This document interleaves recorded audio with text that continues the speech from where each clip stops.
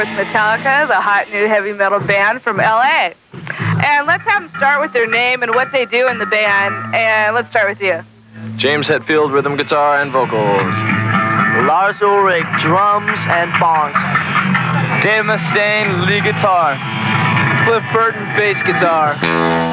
Do it loud, do it fast, and do it yourself. That's the nu metal motto of Metallica, a band that after a decade of hard work and sonic enterprise truly rules. The band's story begins back in the spring of 1981. Glam was still king on the LA scene, but Danish-born drummer Lars Ulrich was looking to start a very different sort of band. Fortunately, a singer and guitarist named James Hetfield and his friend Hugh Tanner were looking for a drummer. We met up with him in a little room. I think it was Irvine, California. And he had this drum kit that was kind of like the Muppet kit, you know? It was not a real kit or something. It had about 10 different colors on it, and he had one cymbal that every time he'd hit it, it would fall over and we'd have to stop. Nothing came of that initial encounter, but Ulrich did later get an offer to do a track for a metal compilation album. He had no band, but he remembered his meeting with James Hetfield. Lars had called me back, got a hold of me and said he knew this guy, Brian Slagle, who was putting together this compilation album called Metal Massacre. Me and James, wrote this song together called Hit the Lights. The review in some of the magazines in Europe said this was the worst sounding song the guy had ever heard. It was the worst recording that this guy had ever heard on an album. We tried to recruit other guitar players. Our bass player, Ron, who I was living with, was in the band for quite a while. We tried all kinds of different guys, local, from beach bums to Hollywood rockers. One day, I'm sitting in my house and the phone rings, and this guy just gets on the phone and says, "Hey, I got all this equipment and blah, blah, blah," just motor mouthing off, and I got my own photographer and I got my own driver, and I'm like going, huh? And it turned out this was this guy named Dave Mustaine. What Metallica actually did was you watched four guys get together, these mad nuclear physicists or whatever, and we kind of spilled some chemicals into a drum, and boom, here you go. Speed metal defined. With its initial lineup complete, Metallica started clubbing around LA in March of 1982, pounding out covers by such underground British metal bands as Sweet Savage and Blitzkrieg. Then the band whipped up 7 original songs for a demo tape to circulate, the now near legendary No Life Till Leather. I would send 5 tapes out, and those 5 guys would, copy them and send them to, 5 other guys, and those 5, and it would just spread like wildfire. And within a couple of months, the whole underground around the country and also in Europe just knew about Metallica. Metallica's first lineup seemed stable, but something was missing, and Ulrich and Hetfield realized what it was when they caught a band called Trauma at the Whiskey in Los Angeles one night and were knocked out by the group's bassist, Cliff Burton. He just had this stage presence and this visual thing about him that was just incredible. We couldn't tell what he was playing, but we looked a little closer and it was the bass guitar, and he had these wild noises coming out of it, and his head wouldn't stop. It was on a swivel, We pretty much knew he was our kind of guy. After 3 months of wooing and the band's agreement to move up to San Francisco, Cliff Burton agreed to become Metallica's new bassist. Soon after, the group got a phone call from New York from a man named John Zazula, or Johnny Z. He'd heard their tape, and he wanted them to relocate to the East Coast and record for a new label he was starting called Megaforce. We hopped in this U-Haul with all the gear. We were sleeping in the back on the way, drove straight there. We kind of found out on the road how Dave was, which was he had a few drinks and got a little out of control, towards our friends and us, which was not gonna work. We were, real into the family kind of vibe, and if it wasn't, we didn't need anything screwing it up. So the first thing when we met Johnny Z was, "Hi, we're here. You want to get rid of our guitar player.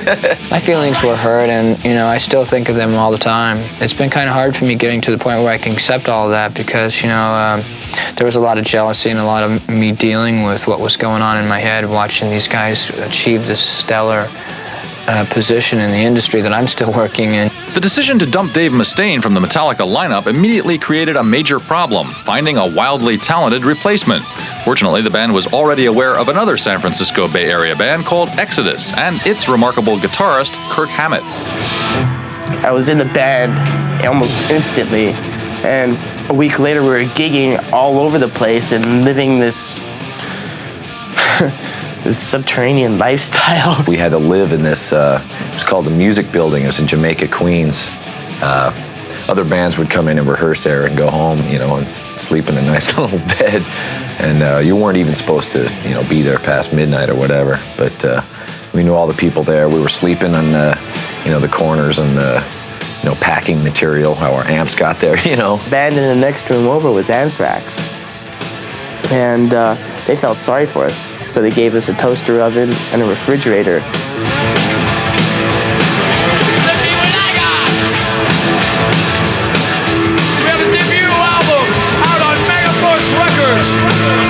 It's called Kill 'Em All. We're glad to kill all you tonight. That whole thing that happens to you when you, for the first time, stand there and actually hold your own album, and Metallica, and see your picture and songs that you've been playing for a couple of years, and that was a very heavy thing. After their Kill 'Em All for One tour, the band considered hiring Armored Saint singer John Bush to be Metallica's frontman, freeing James Hetfield to concentrate on his guitar playing. Bush declined, however, and so Metallica pressed on, starting work on the album that would elevate the band to a new creative level, Ride the Lightning. I think it showed all our fans and so on that we were not the kind of band that I think was going to be in the pile of predictable bands, and that hopefully we set the tone for the rest of the 80s.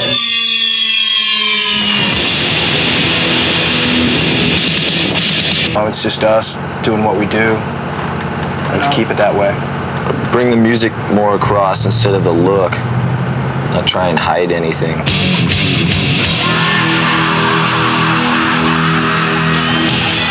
In March of 1985, with virtually no radio airplay, Metallica's Ride the Lightning album peaked at number 100 on the Billboard chart, an astonishing accomplishment given the lack of industry support. Encouraged and more determined than ever, the band parted ways with Johnny Z and his Megaforce label, hired new management, and signed with a major U.S. company, Elektra Records. Metallica spent the second half of the year in Denmark recording a third album called Master of Puppets. At that time, we were just getting out of that mode of, listening to nothing but, the most extreme music there was. Tried to create a little more mood swings into things, incorporate more acoustic work to, make the heavier stuff, heavier, dynamics and things like that we started learning. Harmonies, which Cliff was really good at. He took music theory. He was basically teaching, at least myself, a lot about harmonies and how they intertwine, how they work together. You all know Cliff Burton over here? When we heard we got the Aussie tour, it was like, ooh, here we are, this is it.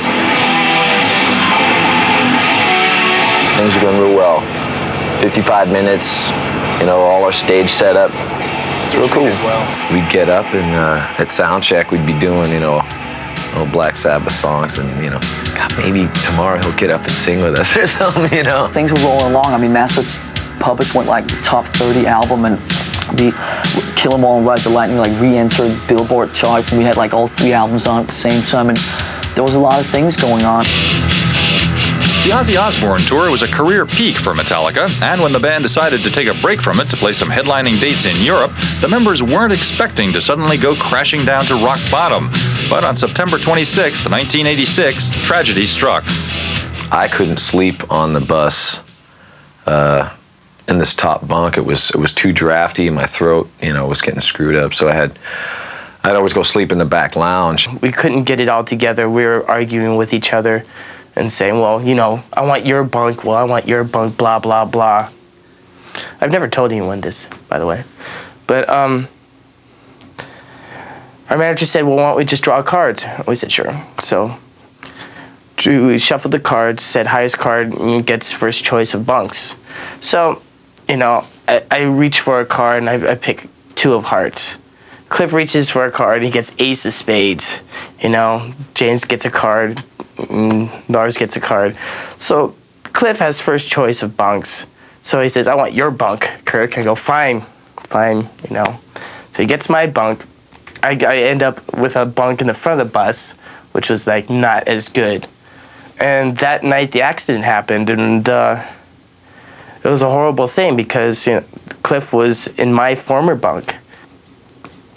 What happened that night was that the driver supposedly hit a patch of ice and the bus skidded. It shattered the windows and Cliff got thrown out of the bus and the bus landed on top of him.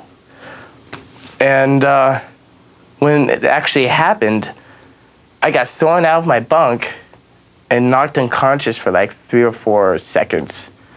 And when I came to, I heard everyone screaming, but I didn't hear Cliff. And I instantly knew something was wrong because I didn't hear him. And I got out of the top of the bus because there's an emergency hatch at the very top of the bus. And I turned around and there was Cliff. And I just said, oh my God. And I walked away and I was in absolute shock. And I was delirious. I was in shock. I was hysterical. Everyone was screaming and crying. It was too unreal to just deal with. It was like, you know, this doctor came into the room that I was in the hospital and told me that our bass player had died, and it was just too unreal.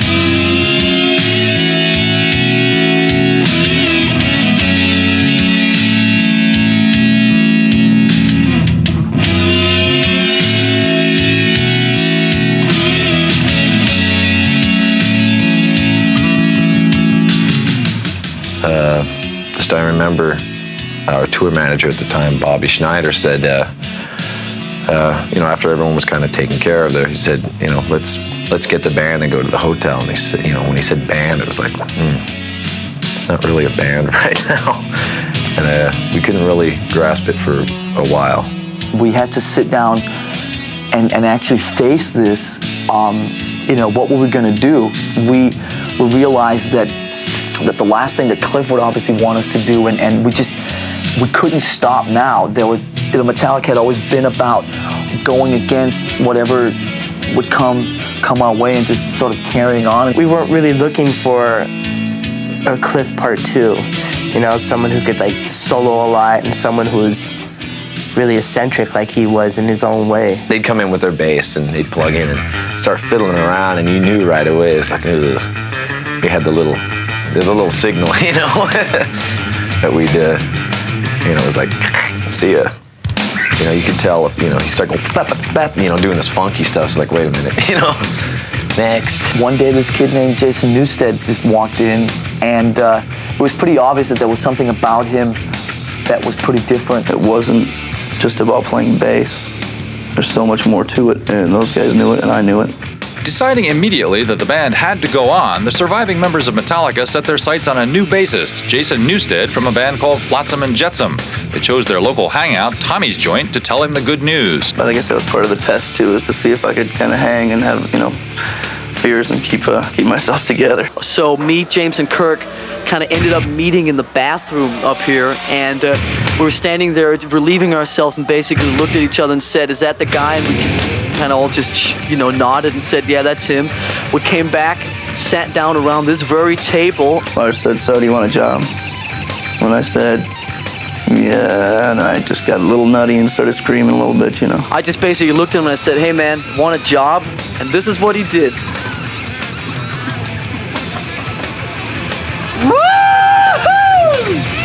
Scared everybody out of the establishment. And then we thought twice about this. I knew there was going to be tests, and I knew that people were going to be messing with me here, messing with me there, trying to figure out if I was going to be the right guy for the job. And that's certainly what happened. And it came from all ends, you know, it came from crew guys and friends and family and whatever. But stuck it out, and here we are 6 years later.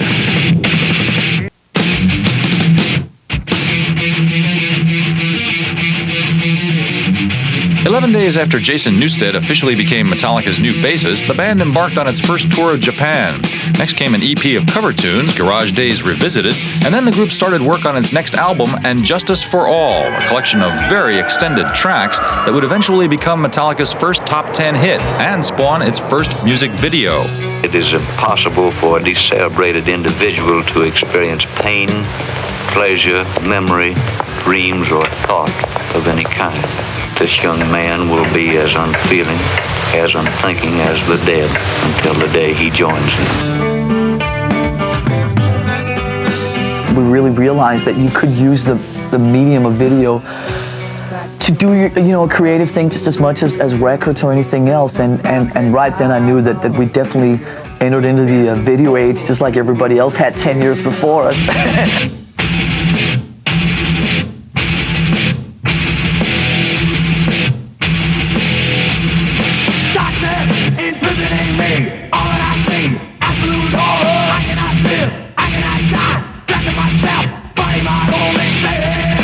I remember now you're supposed to put makeup on, and James ran in the other direction and stuff like that. It was hilarious.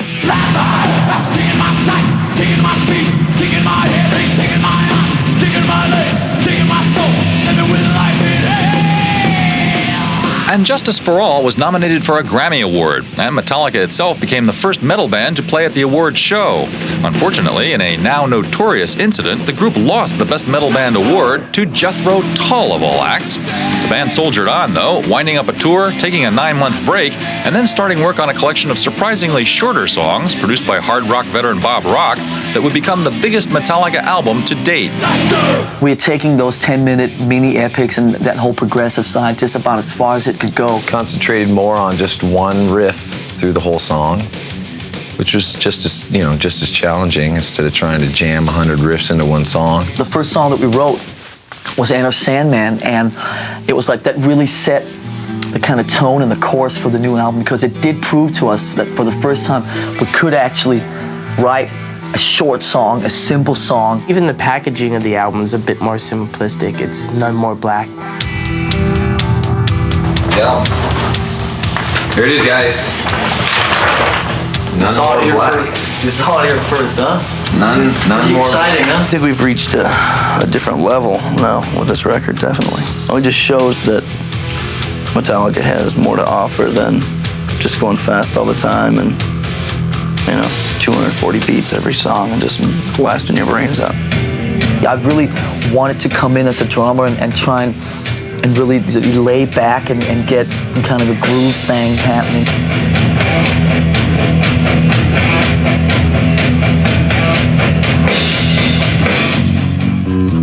It's crazy, I know. The rhythm section of Metallica is crazy because Lars has always played with just the guitar. Never had any bass coming through his monitor or anything. So on this album, we figured out that the drums and the bass need to play together. Boom, boom, chick, boom, boom, boom, chick, to lay down a cool foundation for a song. I'm not trying to play 10,000 notes crammed into 4 bars or anything like that. I'm trying to get a bit bluesier. Singing-wise, had to sing on this one instead of just yelling in key. Something's wrong, something like heavy thoughts tonight, and the honor's the way. Dreams of war, dreams of lies, dreams of dragons fire, and the things that will fade. Metallica unveiled its unusual new album at a special listening party for fans at New York's Madison Square Garden. The record went straight to #1 in this country and topped the charts in 14 others as well. It also got the band invited back to the annual Grammy Awards show, and this time they didn't go home empty-handed. I want to thank all the radio stations and MTV, without whom all this was possible anyway. Whoa! Just kidding, guys, just kidding. People are opening their eyes. They were afraid, I think, before, and now they have to deal with it no matter what. We're basically a live band, and we we enjoy playing live, and we enjoy being able to put on a great show. I mean, that really means a lot to us. See, this pretty much says it all. Heaven and hell. Up there, you go to become a rock god.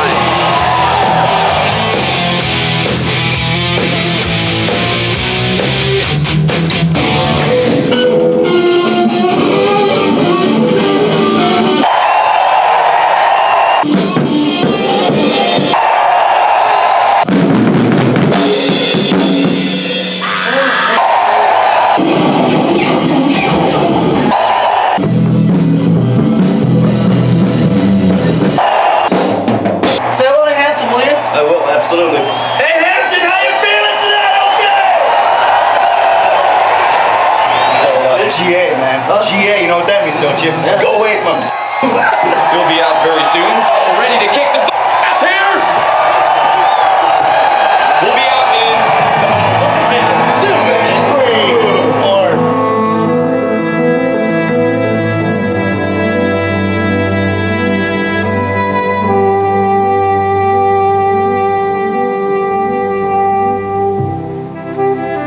Once the lights go down and the intro music starts, there's no kind of really reality. It's all just zzz.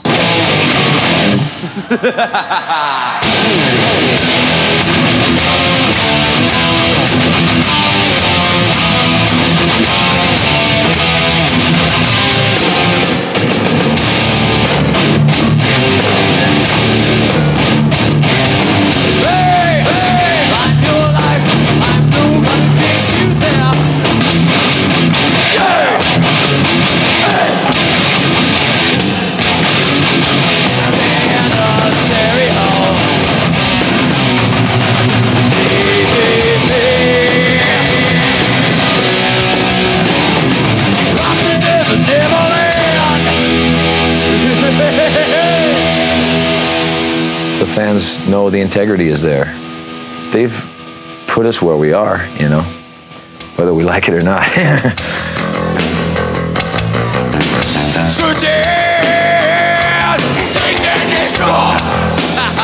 Metallica, it's my life, and I could not ever picture doing this with anybody else as another band name. And I think that the day Metallica sits down and says, okay, you know, no more, let's give this a respectful ending, I'm just going to do something else. I mean, it changed everything in my life, of course, you know. It was like, it was a dream for me to be able to even get into this band.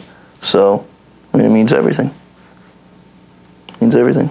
It means a lot to me to know that I haven't sold my soul to do it either. You know, I've stuck to what I've believed in, as well as, you know, the other 3 guys, and we've done it in a very honest way. There's no doubt that we've grown up as a family in the band and learned a lot of things from each other and together. And there's no way I would change it for anything. So close, no matter how far. Couldn't be much more from the heart. Forever trusted. A Christmas Carol, A Wonderful Life, Miracle on 34th Street, mere attempts at holiday entertainment.